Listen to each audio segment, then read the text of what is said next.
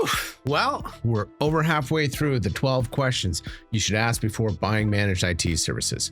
So let's dive right into 7, 8, and 9. 9's one of my favorites. I'm Ian from Adaptive. Question 7. Do they prevent problems or just wait for things to break? Would you rather your IT company fix things when they go wrong or keep things from going wrong in the first place? Home insurance is great, but wouldn't it be even better if insurance companies also proactively kept floods and fires and earthquakes away from your house? The month that you have zero IT issues is actually the month that you got the most value for your agreement. Think about paying for uptime as opposed to downtime. The good providers are already working in the background. They're patching, monitoring, rebooting things at 2 a.m. so your team doesn't get hit with a surprise crash Monday morning. That's how it should work. But too many providers wait around for the phone to ring. Then they react. If someone tells you, "We're always here when you need us," that sounds nice, but it usually means they aren't doing much unless something goes sideways.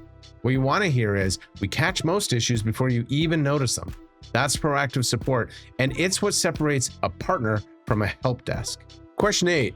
Can they clearly explain what's included and what's not? Let's talk about scope. We dug into this a little bit in an earlier video, but you don't want to be surprised by your IT bill.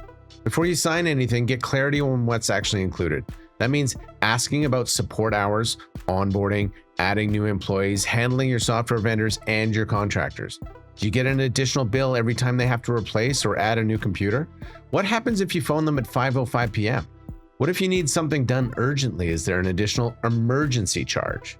A lot of providers throw around the word unlimited, but that's a red flag unless it's clearly defined. Unlimited what? Hours? Users? Certain types of requests? You're looking for a provider who walks you through the agreement and spells it out. What's included and what's not. And what happens if you need something outside the usual? The goal is to avoid surprises in your unlimited agreement. Question 9. How do they handle support requests? This is the secret sauce. Support shouldn't be a mystery. Ask how you actually get help. Can you call someone and get a real person that can immediately help you, or are you routed through endless menus and left waiting for a callback? The best providers have a system, a way to log requests, prioritize them, and track progress. They have a portal where you can see all of your outstanding issues and create new ones. They have reports on the health of your system and your infrastructure, both cloud and on-premise. You should know what to expect instead of just hoping someone's seen your email. If they say, "Just send us a message and we'll get to it," that might work some of the time, but when something urgent happens, that won't feel good enough. Look for a provider that makes support easy to reach, easy to use, and reliable when it matters most. We're in the home stretch now. If you missed part 1 and 2, you can find the links in the description.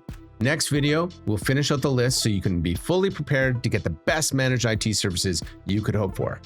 In this ever-changing IT landscape, be adaptive. See you next time.